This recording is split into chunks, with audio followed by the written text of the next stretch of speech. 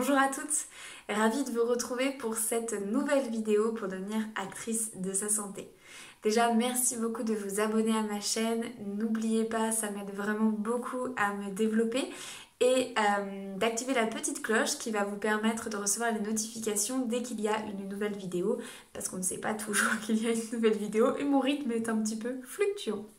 Donc comme d'habitude, un petit disclaimer, tout ce que je vais dire en termes de posologie dépendra toujours du terrain, de la personne, des problématiques, donc toujours bien se renseigner sur les contre-indications éventuelles, sur ce qui vous concerne vous et soyez surtout rigoureuse s'il vous plaît sur la provenance et la qualité des plantes que vous allez choisir. Donc aujourd'hui, la vidéo du jour, c'est les 5 plantes indispensables pour moi, pour la femme. Alors sachant que ce n'est pas une liste exhaustive, on aurait pu faire la liste des 40 plantes, tant il y a des plantes intéressantes quand on est une femme pour plein de problématiques différentes. Donc là, j'ai voulu vraiment présenter des plantes qui, moi, m'ont aidée, que j'utilise, ou des plantes un peu moins connues aussi, mais toutes quand même avec cette particularité d'être accessibles en France, donc ne pas aller chercher des racines qui viennent de l'autre bout du monde. Voilà, c'est mon côté un petit peu aussi engagé sur le sujet et vous faire découvrir peut-être des nouvelles choses ou des choses que vous connaissez peut-être déjà mais que vous avez oubliées. Bref, voilà. On va commencer cette vidéo avec notre première plante.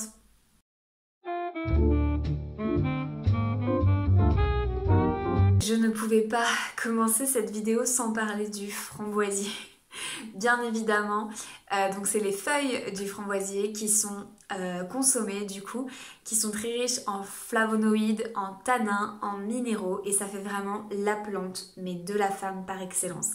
C'est une plante tonique, c'est une plante antispasmodique qui a une action apaisante sur l'utérus, elle est astringente, elle permet vraiment de réguler et d'apaiser les douleurs menstruelles.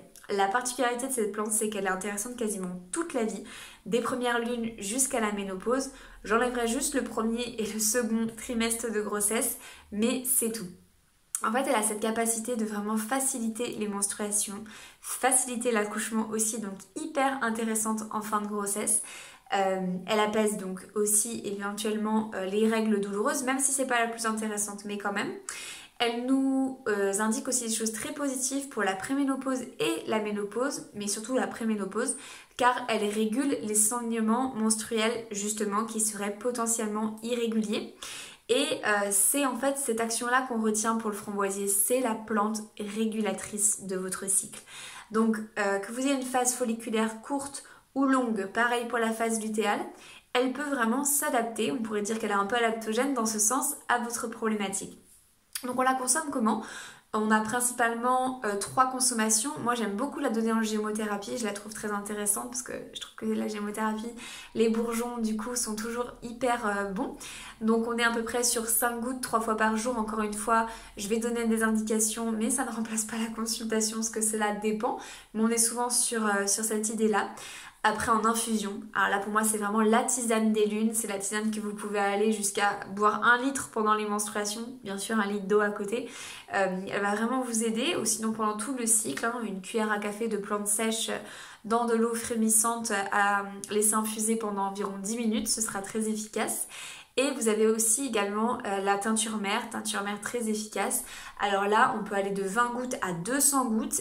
Pendant les crampes menstruelles, on peut vraiment aller sur une posologie plus importante. Je spécifierai pas forcément là vraiment tous les détails, mais en tout cas ces 3 façons de prendre le framboisier me paraissent vraiment les plus efficaces et en tout cas accessibles là pour vous demain. La tisane, vous allez au magasin bio dans votre herboristerie, vous demandez des feuilles de framboisier et vous en faites votre infusion de l'après-midi toute votre vie, en tout cas le plus régulièrement possible pour réguler votre cycle et apaiser tout ce qui va être au niveau du confort du cycle féminin. Voilà pour notre première plante indispensable, le framboisier.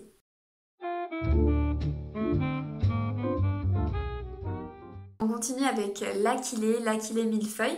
Alors je reprécise que bien sûr je mettrai en barre d'infos des sites pour acheter les infusions, les teintures mères, etc. Des sites de qualité qui vous permettent de vous procurer ces plantes si vous n'avez pas accès tout de suite.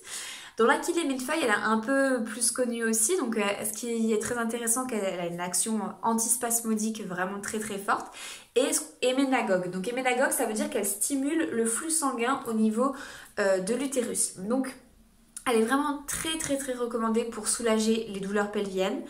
Super pour les menstruations et la phase préovulatoire aussi, si vous avez des douleurs à ce niveau-là, des douleurs ovariennes. Je sais qu'elle a eu aussi des impacts pour des personnes au niveau de l'endométriose. Alors ça dépend quel stade, ça dépend encore une fois du terrain.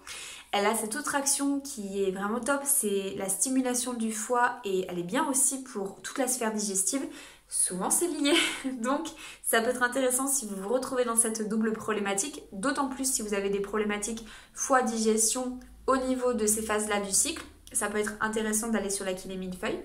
Et elle est bien aussi pour le trop-plein d'oestrogène parce qu'elle est riche en phytostérol, donc ça aide à diminuer l'excès d'œstrogène en circulation. On ne la consomme pas néanmoins quand on est enceinte, comme beaucoup de plantes en fait. En tout cas, celle-ci, elle est vraiment pas recommandée.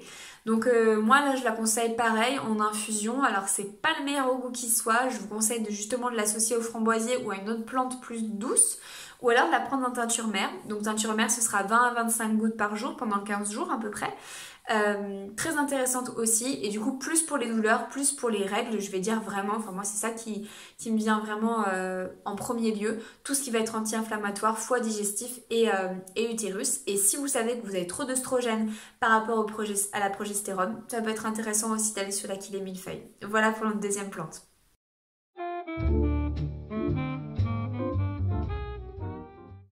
Troisième plante, bien sûr, la sauge qui prolifère dans tous les jardins et dont on ne sait pas quoi faire, à part faire un beurre à la sauge, ce qui est très bon, hein, ma foi, mais c'est pas vraiment ça qu'on voit. Alors, la sauge, elle est bien, vraiment très très bien pour deux choses en particulier. Elle est excellente pour la ménopause, car c'est une plante très efficace sur les bouffées de chaleur, donc ça, c'est sûr que c'est vraiment parfait. Et elle est aussi intéressante parce que c'est une plante œstrogénique, donc elle facilite cette transition vers la ménopause. Et c'est bien si vous avez un défaut d'œstrogène. Donc l'Achillée millefeuille, c'était le trop plein. Et là, à l'inverse, si vous avez un défaut, ça peut être intéressant. C'est pour ça que parfois on la conseille quand il y a un défaut d'œstrogène pour de la ménorrhée ou de la dysménorrhée. Donc ça peut être intéressant. Pareil, interdiction femmes enceintes, allaitantes et les épileptiques. Et là, je la conseille surtout en tisane. C'est assez fort quand même aussi. Donc pareil, 1 gramme de feuilles infusées dans de l'eau frémissante pendant 10 minutes. Donc la sauge, c'est vraiment quelque chose qu'on peut trouver facilement. Vous avez dans les jardins, peut-être vos jardins, les jardins de vos mamies, vous pouvez la faire sécher. Et donc du coup là, c'est quand même très utile et ça permet un petit peu de débroussailler ces gros buissons qui prennent souvent de la place. Donc moi, je vous invite à consommer la sauge si vous vous retrouvez dans ces cas de figure.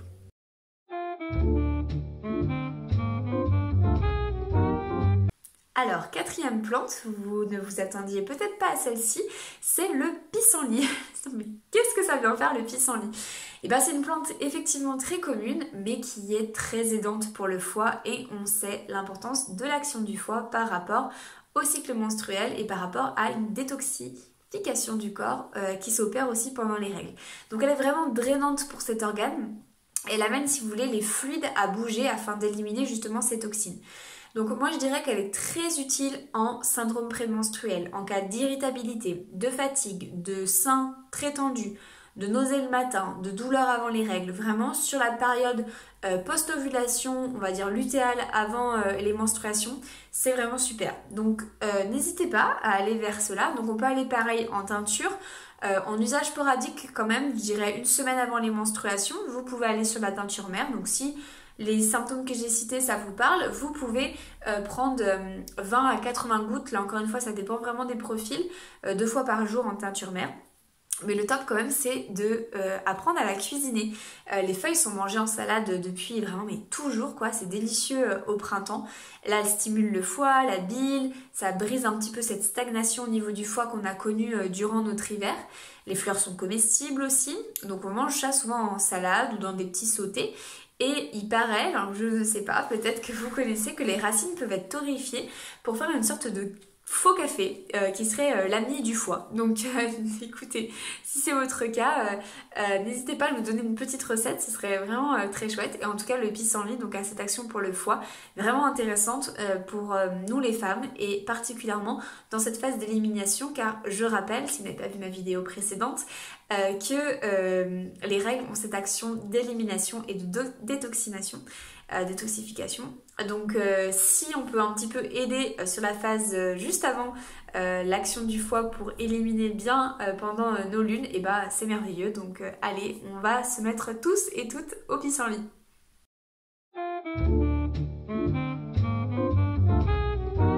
Et enfin, je terminerai par ma deuxième chouchou après les feuilles de framboisier, ça va être l'ortie. Donc j'ai donné au milieu des plantes un peu plus spécifiques pour des actions particulières, mais j'avais envie d'introduire et de terminer par des plantes plus communes qui servent vraiment à tout le monde, puisqu'on n'a pas toute une problématique spécifique, mais qu'on a quand même envie d'aider son cycle féminin. Et l'ortie, donc qui est très bien aussi pour les hommes, hein, bien sûr, c'est la plante nutritive par excellence. Elle est reminéralisante. En fait, elle contient plein de choses, notamment du magnésium qui est très très bien assimilé par le corps, ça on le sait pas forcément. Elle est très efficace contre les douleurs menstruelles. Elle est super pour l'allaitement parce qu'elle favorise la montée de lait. Elle est très bien en phase pré- et post-ovulatoire. Elle aide aussi à la ménopause, elle est régulatrice. Bref, elle a que du bon, j'ai envie de dire. Donc pareil, en infusion, moi je l'associe beaucoup au framboisier. Je trouve que les deux fonctionnent très bien ensemble. Donc là, pour un usage fréquent, hein, quasiment tout le cycle. Enfin après, si vous avez des douleurs menstruelles, vous irez sur d'autres choses au niveau du SPM et des lunes. Mais s'il n'y a pas de problématique particulière, vous pouvez aller sur cette infusion vraiment comme un peu un automatisme. En tout cas, moi, je trouve ça super chouette. Et bien sûr, et ça, vous devez aussi être pas mal à le faire, j'ai quelqu'un qui me l'a dit récemment, en nourriture, c'est génial. Vous pouvez utiliser les jeunes pousses en soupe, à la vapeur, au four, en gratin, en smoothie, en tout. Vraiment, c'est super riche. C'est vraiment un super aliment. Donc là, on va au-delà vraiment de la propriété juste de la plante. C'est vraiment quelque chose qui se consomme très facilement. Et les contre-indications, alors là aussi pour la grossesse, c'est pas l'idéal, en tout cas pas en grande quantité. Et sur des diabètes vraiment fonctionnels comme le diabète type 1, faudra éviter aussi. Donc voilà, j'aurais pu citer plein d'autres plantes. J'aurais pu citer le houblon, le gâtillier, la maca, le trèfle rouge, la chimile, le chatavari, l'agripaume, enfin bon bref, j'aurais pu citer plein d'autres plantes. C'est pour ça que cette liste n'est pas exhaustive, que c'est une présentation, que j'avais envie de vous partager quelques plantes qui moi me parlent. Mais c'est pour ça que c'est intéressant d'aller creuser aussi en naturopathie qu'est-ce qui vous correspondrait à vous en fonction de vos problématiques pour harmoniser votre cycle et vous sentir le plus vital, la plus vitale possible, enfin en tout cas en pleine forme, à travers ces différentes phases. Donc je vous remercie en tout cas pour cette vidéo. N'oubliez pas de me mettre un petit commentaire ou un pouce, vous savez ça aide la chaîne à se développer. Je vous rappelle aussi que je propose donc un accompagnement en naturopathie, soit ponctuel, soit global sur 6 mois pour les femmes spécifiquement. Donc si ça vous intéresse, vous avez toujours le lien de réservation en barre d'informations. En attendant, n'hésitez pas à me dire s'il y a d'autres sujets que vous souhaitez que j'aborde sur ma chaîne. Moi, je vous souhaite une très belle journée ou une très belle soirée. Et surtout, comme d'habitude, n'oubliez pas, prenez grand soin de vous.